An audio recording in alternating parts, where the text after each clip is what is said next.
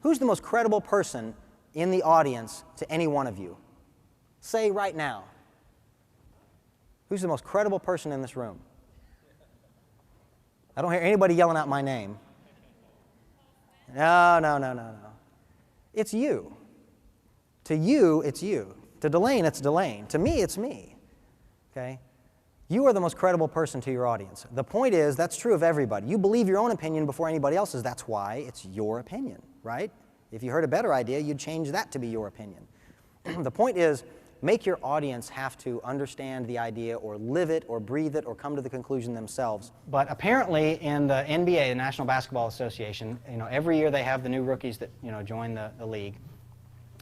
And we've learned, obviously, through a few high-profile cases where some of these young guys, all of a sudden they're making a lot of money, they have a lot of attention, and they go and do stupid things and they embarrass their team, they embarrass the league.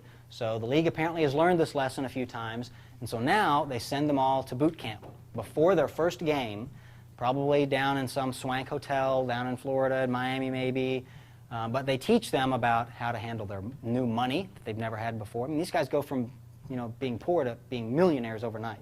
How to handle their money, pay taxes, how to handle the press, how to handle attention from fans, all kinds of things that they've never had to deal with before. So they teach them how to do that now, okay?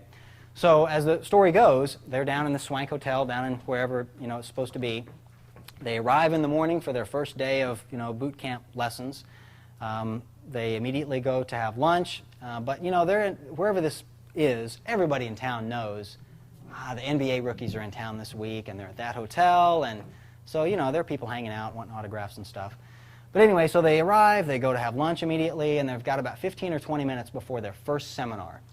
But there's a sports bar in the hotel, so these are basketball players, so they're going to go hang out in the sports bar for at least 15 minutes before they have to go to class. So they go do that. And these are all, young guys, all of them, most of them single. And they're a bunch of adoring fans, and they know to go to the sports bar in this particular hotel because that's where the rookies are going to be this year. And so there happen to be a lot of young, available women there dressed to be noticed, I'll say.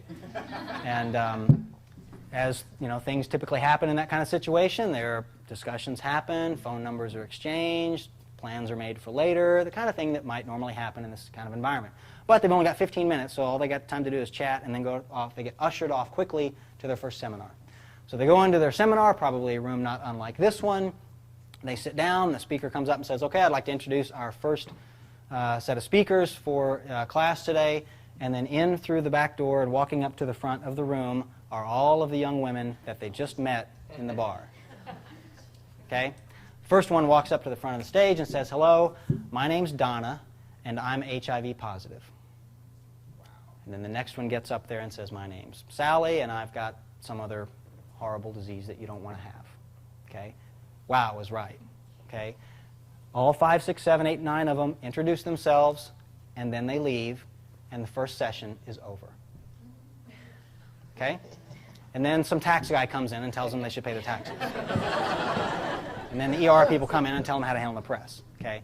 Now, they could have had some pastor come in and preach to them about the morality of behavior, or they could have had a doctor come in and talk to them about the scourges of venereal disease.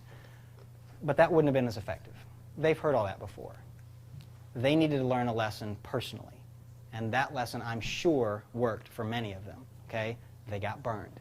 In a safe way, but they learned a lesson the hard way that wasn't quite so painful, but that could have been me. I could have really gotten myself in trouble. I'm going to be careful from now on, okay?